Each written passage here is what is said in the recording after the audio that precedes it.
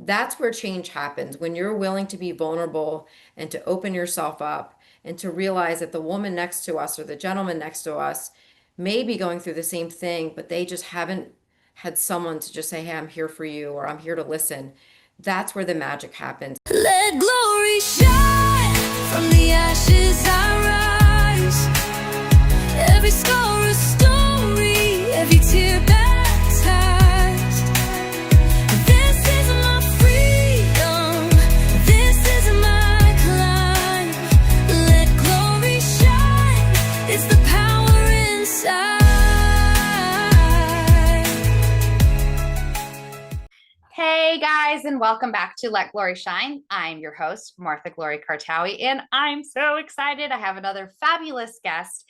So this guest and I met because a mutual friend of ours said, hey, Martha, I know a friend of mine just moved to North Carolina, and I think you guys would be such good friends. And I was like, okay, I like friends. I like cool people. And he just was like so talking her up. And he was like, she's aligned with her purpose, and it sounds like somebody that you would really get along with. And I'm like, well, let's do this. So he connected us, and the rest is history, because now we've become great friends, hiking partners, and just soul sisters that really support each other's mission and vision. So I would like to introduce Jessica Moyer Smith. Thank you so much for being here. I am so excited, Martha. And yes, God put us together through a friend, and here we are. And I'm just excited to see too where we grow together. Right. And that's the fun part, is like we get to be alongside each other's mission, even if it's not exactly the same. Like, I feel like we're in this fundamental growth period for both of us, and we get to just support each other. And that's so fun, because that's not always what we find in our space, as you know. Absolutely. Yeah. If we can just support and love one another and meet each other where they're at and, lift each other, that's really what it's about. That is completely what it's about. So I want my audience to learn a little bit about Jessica. Like I could talk about you myself, but I would like you to tell the audience a little bit about you. Okay, where do I begin? I mean, I'm so interesting. No. You are. Gosh, I guess first I am a mom of four because my kids are my world. And I have an amazing husband of almost 28 years. Last year I kept saying it was 28, but it's this year that will be 28 years. And his name is Jason. So that is my world. I am very much in line with whatever God is showing me in my life is what I need in my life. And so that's first and foremost. I grew up in a very small town in New Jersey called Medford, and I have four siblings, great parents. My dad is deceased, unfortunately, but I had a really pretty cool childhood. I was an elite gymnast for many years and then became a cross country runner in high school and college, and then met the love of my life. And then, adulthood happened, getting a job and all the stuff. And let's see, my husband was in the army, so we started the army life. And shortly, well, before even that, I had a daughter, Isabel, who was my firstborn and 9 weeks premature. She was born on July 4th and came on Labor, or she was born on July 4th, but was due on Labor Day. So that was a big surprise and very hard to navigate when you're 25 years old and you're like, what do I do with this little creature? So that was probably the beginning of a really tough season in my life, because soon after that, we moved for the military, got pregnant with my second child, Stephen. And shortly after his birth, really noticed that Stephen wasn't reaching typical milestones that a baby should. Got him checked, was told he was fine. And September 25th, I brought him into Bethesda Naval Hospital. The pediatrician, well, she was a pediatrician. I had a neurologist in the room too, diagnosed him on the spot with a disease called spinal muscular atrophy. Had never heard of it, but I thought no matter what, he's my child. I'm going to love him, take care of him, whatever the disability may be. Within another minute, I was told that there was no treatment or cure for spinal muscular atrophy and to take him home and love him, that he most likely wouldn't live to celebrate his first birthday. So, as any parent that is listening can imagine, my world was completely shattered at that moment. I'm not expecting that news at all, had never heard of this, and this was going to be my future, right? And so I share this because many parents, I just spoke with a gentleman today who had lost a child. So it's something that we never want to have to go through, but unfortunately, many of us do. And Stephen was a gift from God. And, it's 23 years later. And I can just say that because of his short little life and mine, that it's really brought some amazing people and opportunities and experiences and just so much because of the short life that Stephen brought to me. And so there wasn't a moment wasted. Stephen passed away at the age of 9 months from the disease.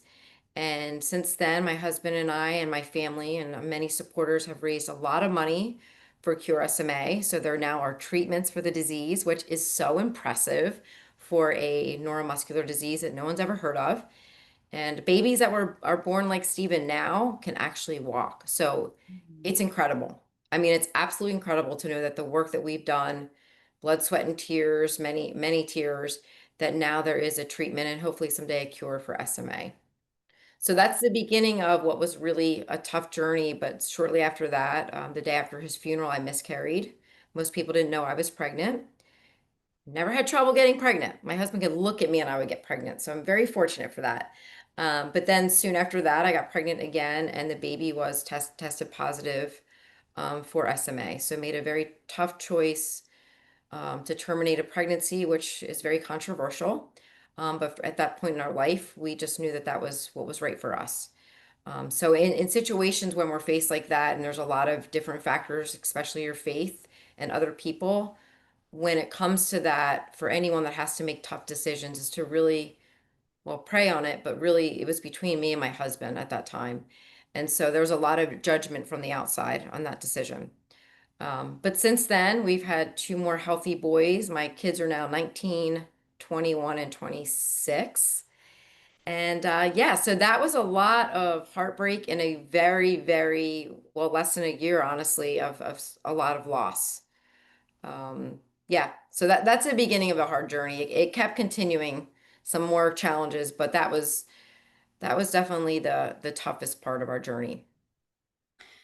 So all this loss, right? You and I have talked about this, and I talk about this a lot from stage as well. Some of the hardest things that we've ever been through, where we had to cling to the small fiber of hope that we could find, or cling to our faith, or whatever it was that helped drag us through that, becomes our biggest blessing, right? Becomes what we find purpose in, becomes what we build our mission on, because or else it was not right. Like, that's not lost on us, that hardship, that pain, that trauma, that loss created a purpose, a passion, a mission in our hearts and in our lives that we carry on.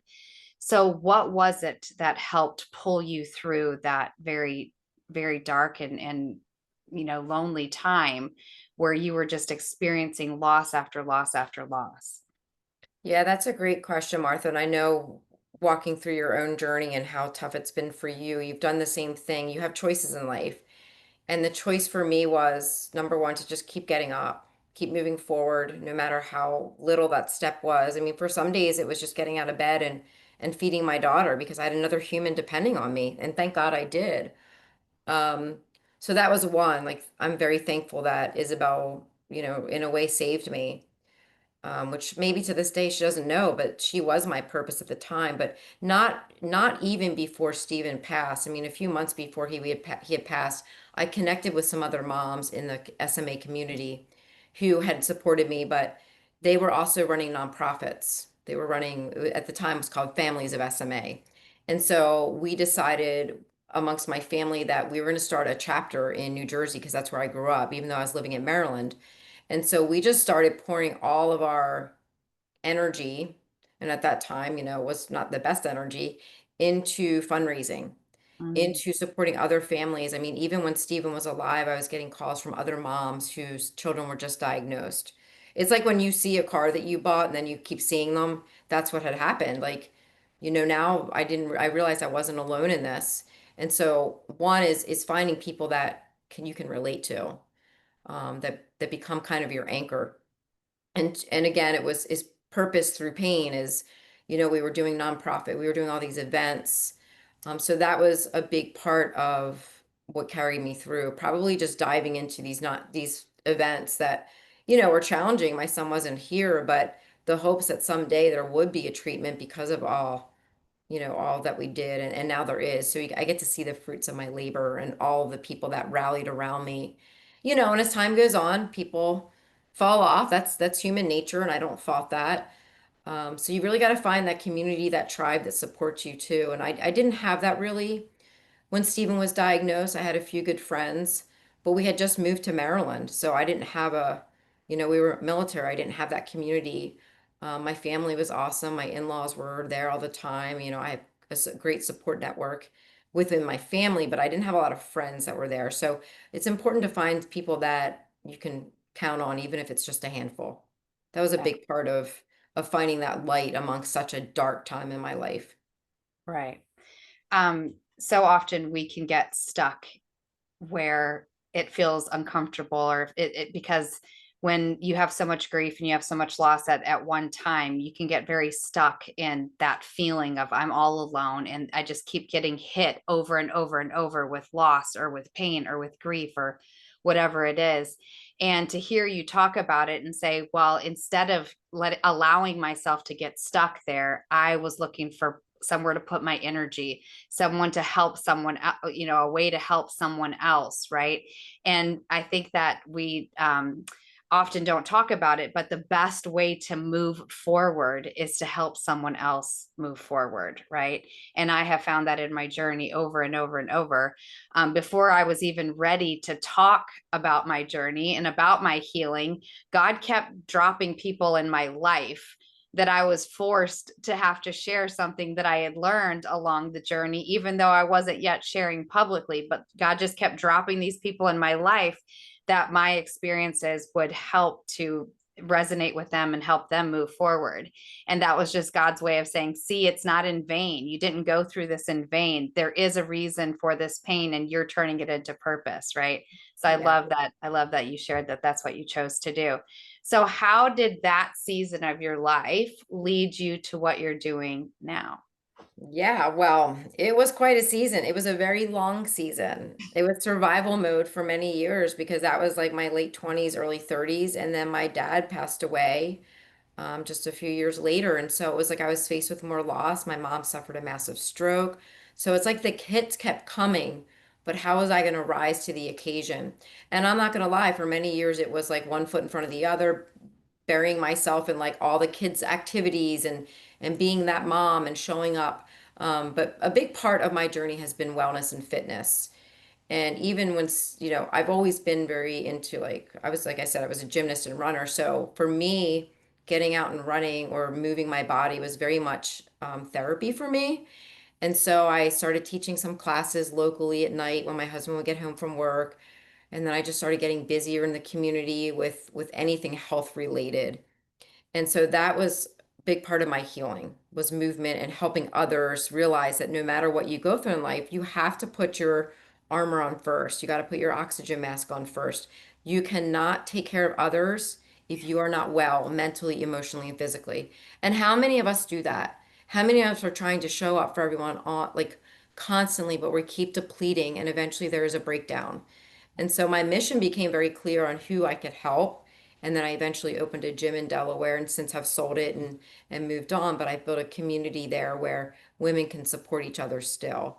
So a big part of that was, the wellness, but then I also attended a John Maxwell training and then I decided I'm going to become a Ziegler coach. And then I was like, I'm going to become a certified health coach. And so I was investing in myself in order to be able to invest into others. And that really is my message is you've got to show up for yourself and it's hard. I don't know why it's so hard to, just to take care of everyone else and do for everyone else and say yes to everything. And then there's just this little piece left over for us and that's not acceptable or okay. That's not what God intended. No. I talk about this all the time, and so do you, right? Like understanding that if we don't take care of us, there is nothing to share with other people. But as we pour into ourselves and as we remember who we are and who God created us to be, we step into the overflow, right?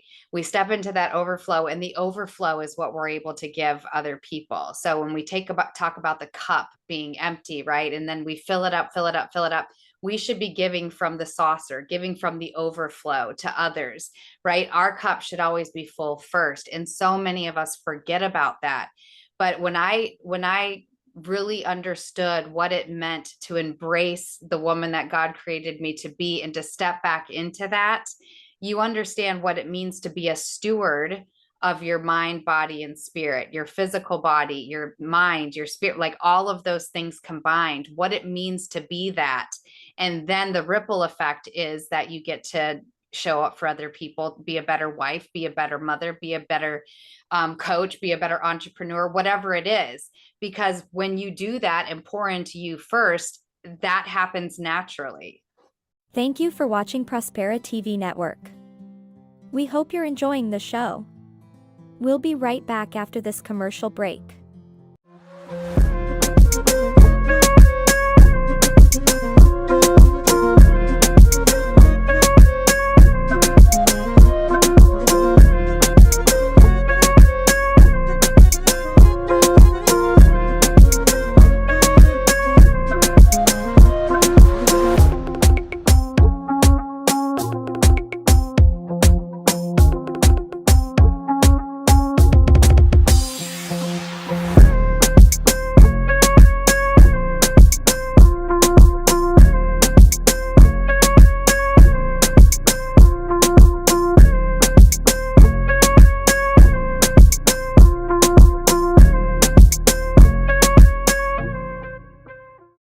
Because when you do that and pour into you first, that happens naturally. Yeah, Yeah. absolutely. So awesome. I'm excited that you're doing that.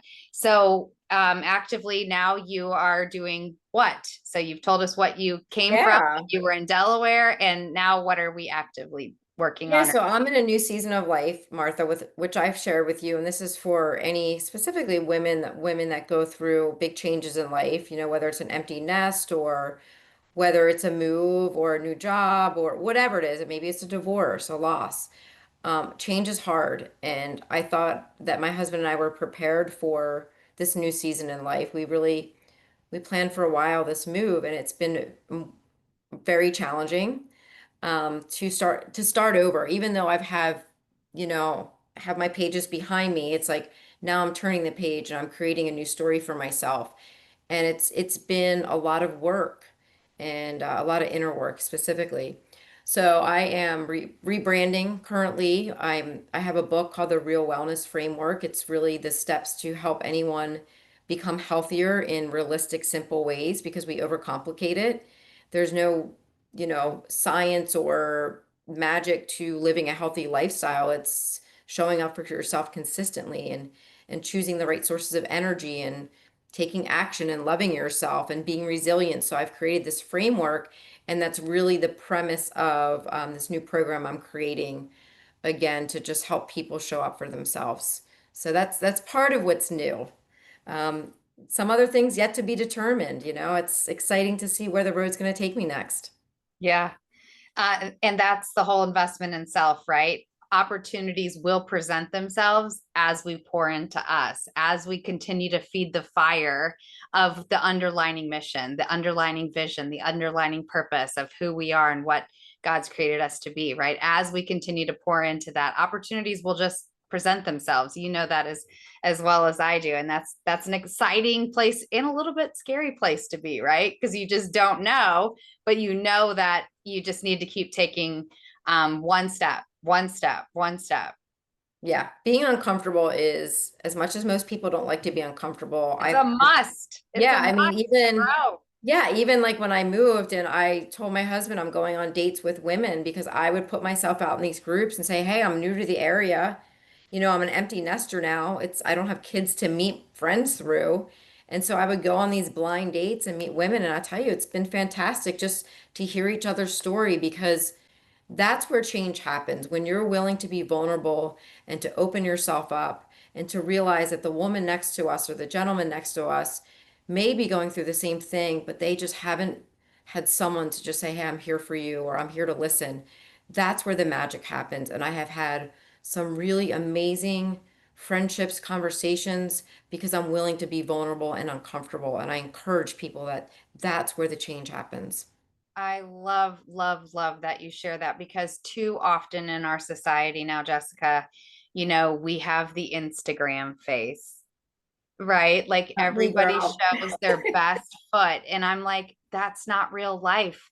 That's not what you're going to see if you follow me, right? There's some days where I just, right? It's as much as I can do to get out of bed and to hit the ground running, right? Like that's the reality. But I also think that anything that is of quality, right? You can have a quantity of people around you and still feel lonely. It's Yes. the quality of people around you that you surround yourself with, or in the community that you spend time with, or the relationships that you pour into and pour back into you that really matter. And if you aren't able to let your guard down and get uncomfortable and have real conversations like you and I do when we walk, right? About real life, not like take off the mask, be able to just be vulnerable and honest about, you know what, today's really hard, right? Like, or today's really great, or whatever it is. But being able to take off that mask is so important. And I think so often we forget that we can do that, that you don't have to like run through life with this Instagram mask and Instagram post running through your head or your life or whatever it is. That's Yeah. not how God created us. God created us perfectly and wonderfully made, yet we want to act like something else. So I love that you brought that up because I find that incredibly important. And I find that it's less and less frequent that I meet people that right off the bat, we can just be vulnerable, that we can just take the mask off, that we can just be present with one another, right? And I think that it's a real gift when you can build that relationship, from the get. So I appreciate you for that because it's been like that since the very first time that we met. And Yeah. something that I adore about you, and I appreciate the space that you're able to hold for me as well. So Yeah, it's the biggest compliment. Like I just got off a call with a new friend and we've created this friendship. She lives across the country, but it's the biggest compliment when someone tells me that they appreciate my authenticity. And that's what I put out in the world. Like you see what you get what you see. I'm not perfect. I make mistakes. If I did something wrong, come to me, but that's what I pride myself on. And that's the type of people that I want around me is that they're showing up real. And that's my framework. It's the real framework, but it's also like this is like let's keep it real. It's not going to be pretty all the time. no. So, yeah, just wanted to share that. Yes. Yeah. Well, it fits right in, right? So is there anything before we close up that you want to share that you're excited about, like entering into the next season, that you want to help, give some zing for other people, whatever you want to share for the last couple of minutes? Yeah, I mean, there's so much I could say. Number one is, if you don't feel like you're in a good spot health wise right now, it's okay. Start today. Reach out to a coach, reach out to me. I mean, you have so many free resources, but just take one small action, one small habit change in your life can just start that, propelling you in the right direction. So that's one. Two, something that I've created and I kind of created over COVID when I wrote my first book was the 5G mindset. And we Mhm. have these five intrinsic gifts that God has given us. And I lay in bed at night, and these are the things I remind myself of. What am I grateful for today? And you hear all the influencers and everyone talking about what are you grateful for, but be very specific. How did I pour into someone? How was I generous today? Did I send someone a nice message? Did I work at a food pantry? Did I hold the door? Did I give someone a compliment? Number three is growth in the smallest ways. I love Wordle and connections. Like I just do them every day because it expands my mind. I listen to podcasts, I'm reading books. What can you do to grow every day? Because if you're not growing, what's happening, right? Yep. Fourth is grit, and that's one of my favorite words, is like what did I do to push myself today or to Mhm. pull myself up? And then the last is grace because we are not perfect. We are, what did I give someone grace today? Do I need to give myself grace today? what does that look like? And so that's something that I forget about sometimes, but I really like if we can use those 5 gifts every day, it recreates the story in your head. We have a better mindset, our thoughts are different. And so use those tools. It's also a great conversation piece. So show up for yourself in small ways and think about your 5 gifts. You've never shared that with me. I love that. The 5G mindset. You know what? I have a free little booklet, so I can send it to you if you want to send out to your viewers. Yes, please put it in and I'll put it in the show notes. I would love that. Yeah, I mean, all of these things I hear, right? But I've never put them like compacted them together. The 5G mindset, that's brilliant. Love it. You should trademark that. There's I think I do have a trademark on that. Like I said, it's been a few years, but it was part of my book. There was a chapter on it. But when people were asking me, like, how did you get through all that you got through? I yeah, realized these were the things. Like, these were yeah. the things that are free and intrinsic, and I can just do them. Right. So, Right. And that's the thing, right? Like we think that we need something that's expensive to get us to the next level. But the truth is, if you're starting out, start with these things. yeah. Start with gratitude, start with being generous, start with growth, start with grit, like start somewhere. Start any of these places, right? I love, love, love that 5G mindset. I'm gonna keep that. I love that. All You've right. never shared that before. So appreciate that. As we get ready to close up, I always end the same way. I ask my guests, what does it mean to let Jessica's glory shine? Oh, wow. I'm going to say, Martha, surrounding myself with people like you. Find those people that are going to make you shine, that are going to see the light in you, because when other people see the light in you, it's going to come out. And so finding those people that just illuminate you, and then you're going to illuminate for others. Yeah. Ignite. That's my word this year Yeah. is ignite. I Light want it up, to girlfriend. ignite others, right? Like that's what this whole human experience is about. If we're not igniting others and we're not helping others shine, what is the purpose here, right? Like it feels a waste of time and space if we're not able to share it with others and build each other up and celebrate one another. So Jessica, thank you so much for being on my show. I am so privileged to know you, to love you, to call you friend, and for sharing this platform with me. I just thank you. Oh, well, thank you. Mwah. All right. Good night, guys. And we'll look forward to seeing you same time next week, same place, same station. Let glory shine. Let glory shine. From the ashes I rise. Every scar a story, every tear baptized. This is my freedom. This is my climb. Let glory shine. It's the power inside.